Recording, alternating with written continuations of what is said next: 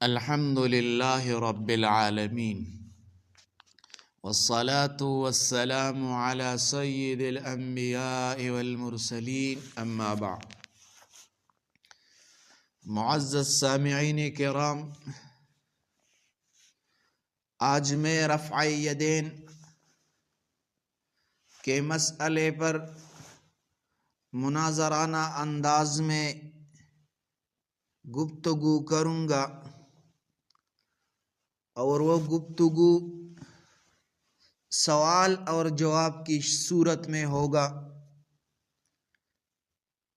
اس کے حوالہ جات بھی ہم دیں گے، دلائل بھی دیں گے، لیکن اس سے پہلے یہ بات سن لے کہ یہ میں آپ لوگوں کے لیے آسان انداز میں پیش کروں گا تاکہ آپ لوگ سمجھ جائے اور اس سے اخذ کرے۔ تو برائے مہربانی یہ ویڈیو ہر مسلمان تک پہنچ جائے تاکہ ان لوگوں کو بھی یہ اعتراضات اور جوابات اس کے ذہن میں رہے، جب کوئی اس پر اعتراض کرے تو وہ جواب دے۔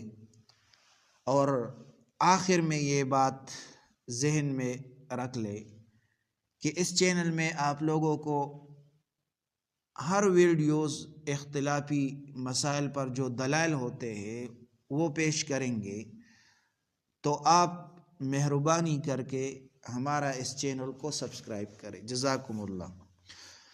تو پہلا سوال ہے،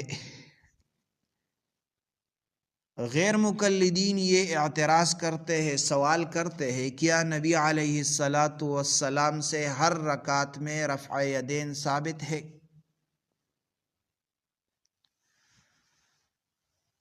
تو علماء دیوبند جواب دیتے ہیں، نبی علیہ السلام سے ابتدائی نماز میں رفع یدین بلا اختلاف ثابت ہے، لیکن رکوع جاتے اور رکوع سے اٹھتے وقت دائمی طور پر رفع یدین ثابت نہیں ہے، بلکہ صحابہ کرام کی ایک بڑی جماعت سے یہ ثابت ہے کہ آپ صلی اللہ علیہ وسلم نے بعد میں رفع یدین چھوڑ دیا تھا۔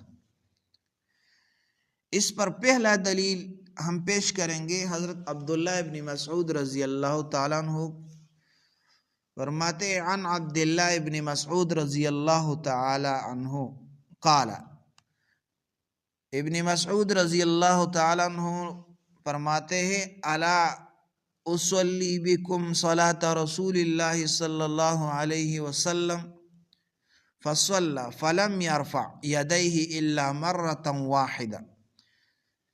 عبداللہ ابن مسعود رضی اللہ تعالیٰ عنہ نے فرمایا، کیا میں تمہیں رسول اللہ صلی اللہ علیہ وسلم کی نماز پڑھ کر نہ دکھاؤں؟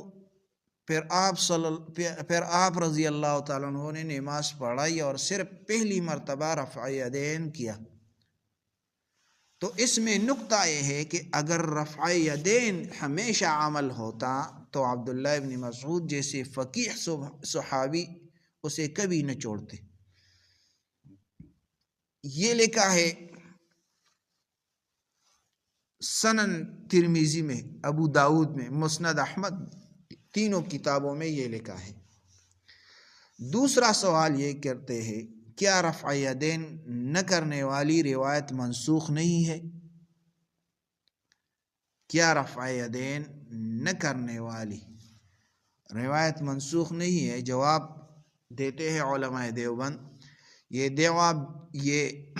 دعویٰ بلا دلیل ہے، کیونکہ نسخ کا فیصلہ صرف صحیح اور صریح دلیل سے ہوتا ہے۔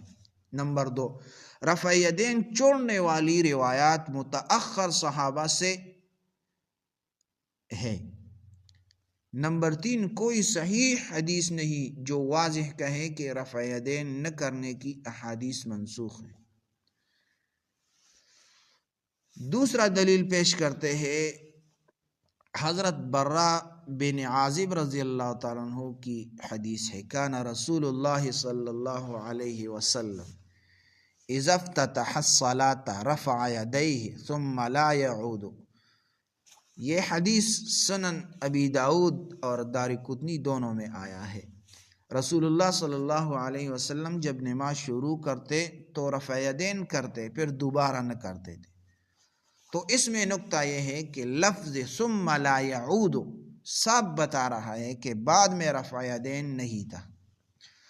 تیسرا سوال یہ کرتے کیا امام بخاری رحمہ اللہ خود رفع یدین کے قائل نہیں؟ جواب: امام بخاری رحمہ اللہ کا فقہی موقف اپنی جگہ، لیکن امام بخاری کے استاد امام سفیان ثوری، امام ابو حنیفہ اور کوفہ کے تمام فقہا رفع یدین کے قائل نہیں تھے۔ امام ترمذی فرماتے ہیں وعلیہ عمل اہل الکوفہ، ترمذی باب رفع یدین میں آیا ہے، تو اس میں یہ نکتہ ہے اگر رفع یدین سنت مؤکدہ ہوتا تو کوفہ جیسے علمی مرکز کے تمام ائمہ اسے ترک نہ کرتے۔ چوتھا سوال، کیا احناف حدیث کے مقابلے میں فقہ کو ترجیح دیتے ہیں؟ جواب: یہ بہتان ہے۔ حدیث کو چھوڑتے نہیں بلکہ تمام احادیث کو جمع کر کے عمل صحابہ اور تسلسل امت کو دیکھتے ہیں۔ اسی لیے رفع یدین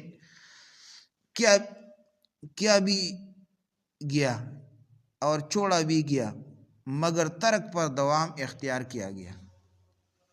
تو یہ مختصر سے مناظرانہ اور چند سوالات ہیں، تو یہ یاد کر لے اور دوسروں کے ساتھ شیئر کرے۔ جزاکم اللہ۔